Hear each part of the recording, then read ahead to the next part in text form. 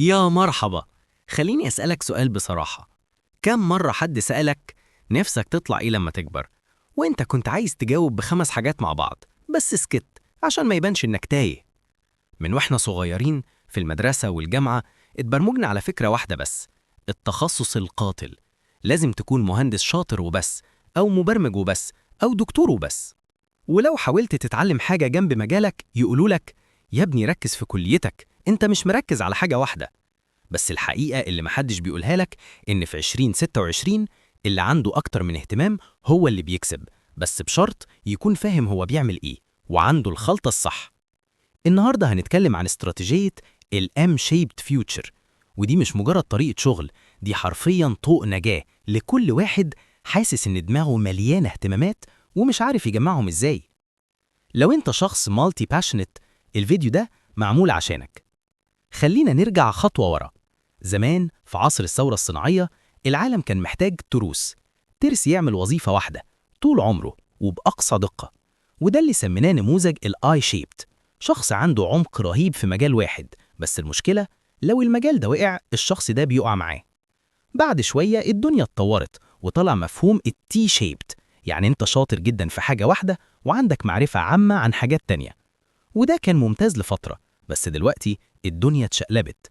مع دخول الذكاء الاصطناعي ال AI بقى يعرف يعمل التخصصات الضيقة أحسن مننا بكتير.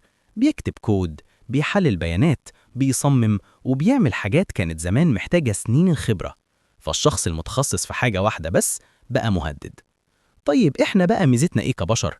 ميزتنا إننا نعرف نربط بين الحاجات، نفهم الصورة الكبيرة، نركب أفكار على بعض. ومن هنا ظهر مفهوم ال M-shaped future. تخيل معايا حرف ال M، الحرف ده واقف على أكتر من رجل. ال M-shaped هو شخص قرر لا يكون متخصص أعمى في حاجة واحدة ولا يكون سطحي في كل حاجة. هو اختار 3 مجالات أو ممكن 4 وقرر يوصل فيهم لمستوى احترافي. ليه حرف M؟ لأن فيه قمم وديان. القمم معناها المهارات العميقة، والوديان معناها التقاطعات اللي بينهم، اللي بيطلع منها الإبداع الحقيقي. خليني أديك مثال واضح قوي. تخيل واحد مبرمج شاطر فاهم كويس في علم النفس التسويقي وبيعرف يعمل فيديوهات. الشخص ده لما يجي يعمل تطبيق موبايل مش هيعمل مجرد كود وخلاص، لا، هيعمل تجربة مستخدم بتلعب على سيكولوجية الناس، وهيعرف يسوق للتطبيق بفيديوهات ذكية وجذابة. ده مش شخص عادي، ده تنين مجنح. شركة ايه ترفضه، ولو اشتغل لوحده فريلانس هيكسر السوق. هنا بقى السؤال اللي بيجي في دماغك: طب أنا بحب الرسم والطبخ والبرمجة والفلك والكيمياء والأحياء، أعمل إيه؟ ولا يهمك، اللخبطة دي طبيعية. عشان تبني حرف الام صح لازم تختار مجالات بتكمل بعض، أو بينهم حاجة اسمها كيمياء سوقية. خلينا نقسمهم. أول عمود المجال الأساسي، ده المجال اللي انت شغال فيه دلوقتي أو درسته، أو أكتر حاجة بتدخلك فلوس حالياً. تاني عمود المجال المكمل، حاجة تزود قوتك في المجال الأول. مصمم، اتعلم UI أو UX أو أنيميشن. مبرمج، اتعلم برودكت أو بيزنس. تالت عمود المجال الجوكر، وده اللي بيميزك فعلا، حاجة بعيدة شوية بس بتديك رؤية مختلفة، زي كتابة المحتوى، إدارة المشاريع، أو الذكاء العاطفي. لما التلاتة دول يركبوا على بعض صح انت بتخلق قيمة مش موجودة عند حد غيرك. بس خلي بالك، في فخ خطير قوي اسمه فخ التشتت. أكبر غلطة الناس اللي عندها اهتمامات كتير بتقع فيها إنها تحاول تتعلم كل حاجة في نفس الوقت. النتيجة طاقة بتتحرق ولا أي مهارة بتوصل لقمة. الحل مش التوازي، الحل هو التسلسل. ابني أول عمود في الأم كويس، خليه قوي ويجيب فلوس، وبعدين واحدة واحدة ابدأ تبني العمود التاني وبعد التالت. مش مطلوب منك تبقى عبقري في التلاتة من أول سنة، دي رحلة سنين مش سبق شهرين. وده يودينا لنقطة مهمة جدا. في 2026 الوظائف التقليدية بتختفي، اللي بيعيش هو البراند الشخصي.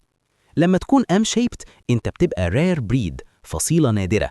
سوق العمل دلوقتي بيدور على المرونة، على الناس اللي بتفهم مش اللي بتنفذ وخلاص.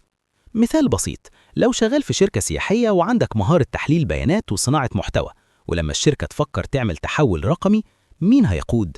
انت، لأنك problem solver مش مجرد task doer.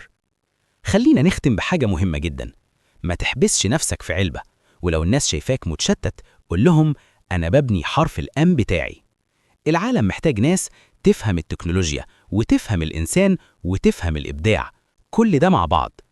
سؤالي ليك بقى، لو هتبدأ تبني حرف الام الخاص بيك، ايه هم ال3 مجالات اللي هتختارهم؟ اكتبهم في الكومنتات وخلينا نفكر سوا ازاي يركبوا على بعض. ولو الفيديو عجبك اعمل لايك وسبسكرايب، وابعت الفيديو ده لصاحبك اللي دماغه مليانة اهتمامات ومحتاج يسمع الكلام ده. أشوفكم الفيديو الجاي. سلام فاير.